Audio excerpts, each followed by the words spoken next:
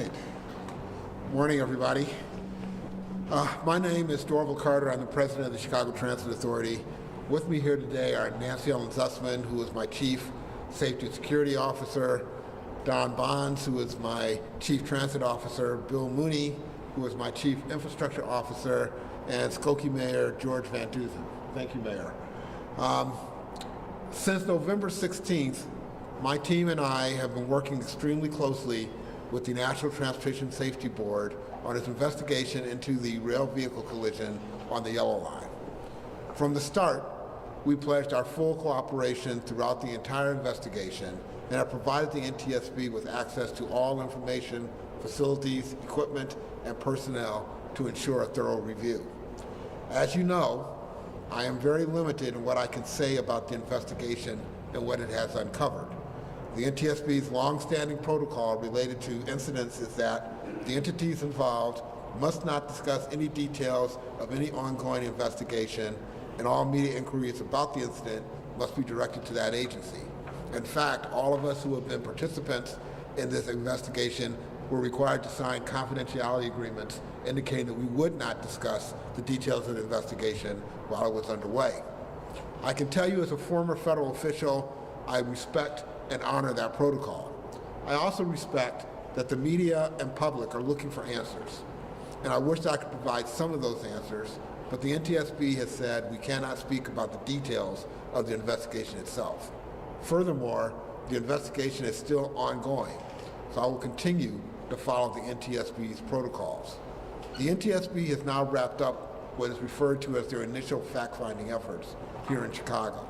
The agency will ultimately issue a full and final report, though that may take a year or more to complete. As soon as we are allowed to speak about the specifics of the incident, we will do that. What I can talk about is what we are doing to basically ensure and address the restoration of the Yellow Line service, which is starting this morning.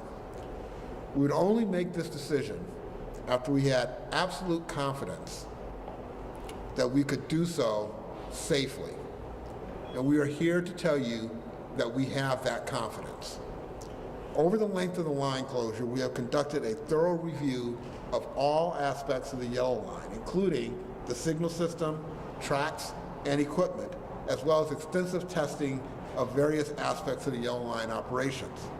We have analyzed our entire rail system, and there are no other locations equivalent to this section of the Yellow Line that would create the type of circumstances surrounding this incident.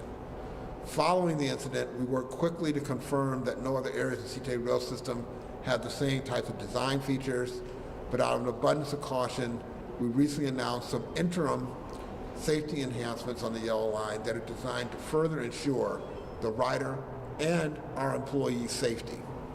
It is important to note that the NTSB has not directed these actions or issued any specific safety directives to CTA. These are steps that I feel are prudent to take to provide the highest level of safety based on the examinations and testing that we have done over the past several weeks. Many have asked why the line has been closed so long. That answer is simple.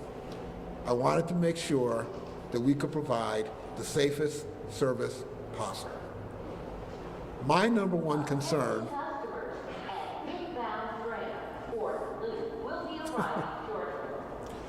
My number one concern for our customers and employees is safety.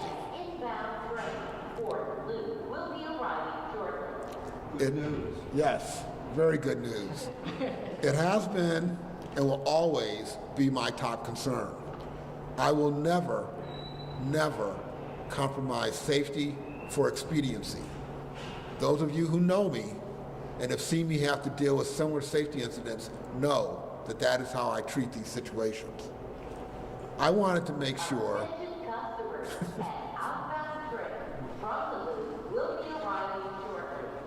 the best interruption I could ever have.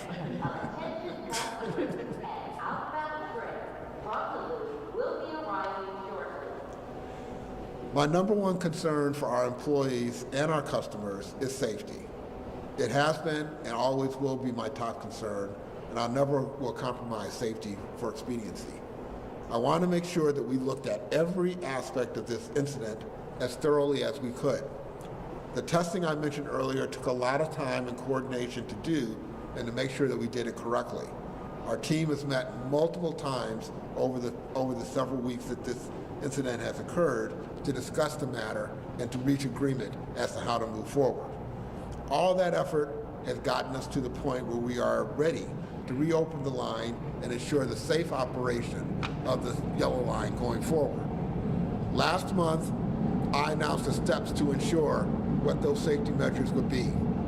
We have reduced the maximum speed on the yellow line from 55 miles per hour to 35 miles per hour. And we reduced the speed limit in the area where the incident occurred to 25 miles per hour. We have expanded the cleaning of the rails along the yellow line. We have cleaned debris and any accumulated residues, deposits, or films along the running rails of the yellow line tracks where the trains operate. We have implemented what we refer to as manual blocking, which is basically a process by which we ensure that no revenue or non-revenue vehicle will be in the same area of track at any point in time throughout our entire system. We also have been through an extensive amount of training and information development for our rail operators to make them aware of the operational conditions of the line and to ensure that all rail operators assigned to either the yellow, red, or purple line have received in-person overview of the precautionary safety enhancements that we have put in place. In addition, these operators have had an opportunity to practice their operation of the trains under these conditions over the past several weeks. In addition to that, we also are going to be holding supervised trips where CTA supervisors and managers have accompanied and will accompany yellow line operators for the first several trips when the line reopens, providing an extra set of eyes and ears as operators make these initial trips.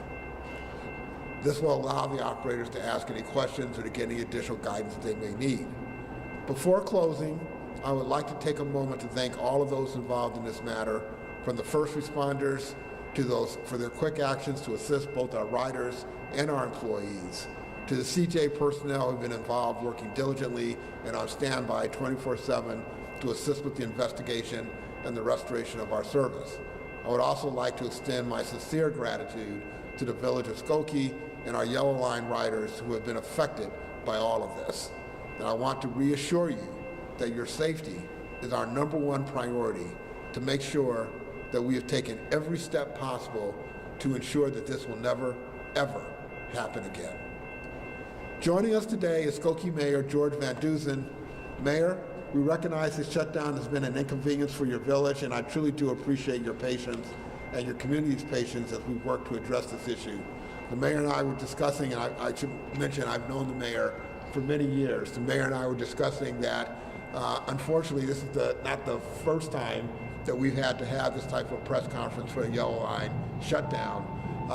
For those of you who may recall, within the first month of my arrival at CTA, we had a problem with the tracks that required us to shut down the yellow line for many months before we could reopen it again. I am hopeful, as I told the mayor earlier, that this will be the last time that he and I meet to have any conversation about reopening this line going forward. And with that, Mayor, I'll turn it over to you to make a few comments. Thank you. Appreciate the opportunity to be with you today and to renew my friendship with Dorval. Hopefully this will be the last time we'll meet like that. We'll have a drink somewhere. And the village of Skokie has a very long and storied relationship with the Chicago Transit Authority. We have been partners over a long period of time, and I can tell you today, on behalf of the village, we're pleased and we're relieved that the yellow line is reopening. We know that the temporary closure created significant inconveniences for our riders, and I do mean our riders. Even with the CTA shuttle bus service maintaining the connection from Skokie to Chicago and vice versa. To all of us, the opening of the yellow line comes as very welcome news. This line is critical for the residents of Chicago, Skokie, and all of the neighboring communities. It provides more than 1,000 rides to our residents, our visitors, and our commuters each day. Importantly, it is critical to the operation and the continued growth and success of the Illinois Science and Technology Park in downtown Skokie. In here, I'm going to make a shameless plug. This downtown station was created specifically to energize business development. Walk just a block away and you will be in a park where some of the brightest, most innovative nanotechnology and iBio people in the United States do their work on a daily basis. This station services that park, 1,600 jobs, and the entire neighborhood. And it is an integral part of the redevelopment of the entire downtown Skokie area. So it is essential to the development of the village of Skokie and the entire region. In addition to being swift, the yellow line must be safe. We're appreciative that the CTA has thoroughly, and I do mean thoroughly, reviewed this incident and has implemented a number of interim measures to ensure the absolute highest level of safety moving forward. And I'd be remiss if I didn't say that the one thing the village has emphasized with Dorval and with his staff, get it right. We need our riders to know that when they board the CTA, it's safe.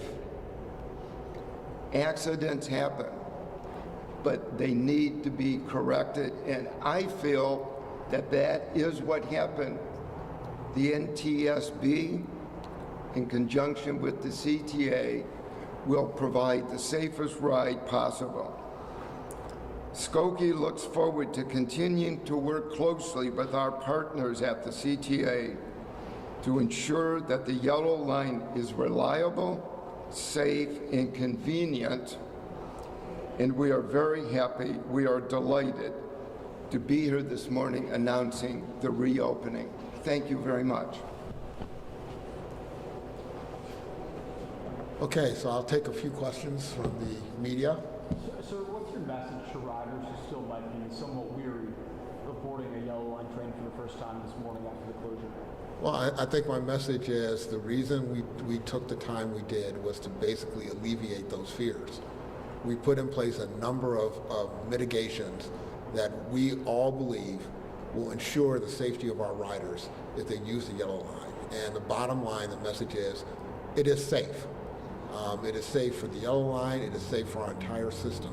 And that's what took us so long to basically reopen the line to ensure that it would be able to be operated safely. Can you say how long these interim measures will be in place? No, I can't. They'll be in place until we have no concerns about the safe operations of the yellow line and under any other conditions. One of the things that has been challenging about this conversation is the environment that the yellow line operates in. It is a very unusual environment throughout our system. It is an area of our system that runs through ravines with lots of wooded areas around it that certainly add to and contributed to the challenges that we are facing here. One of the things that we wanted to do, which held up the ability to reopen the line sooner, was to make sure that we didn't have those conditions anywhere else in our system. So in addition to obviously addressing what we felt we needed to do here, we also wanted to make sure there was nowhere else that we might have concerns that we needed to address. And that's one reason why I'm confident when I make the statement to you that it is safe to ride CTA.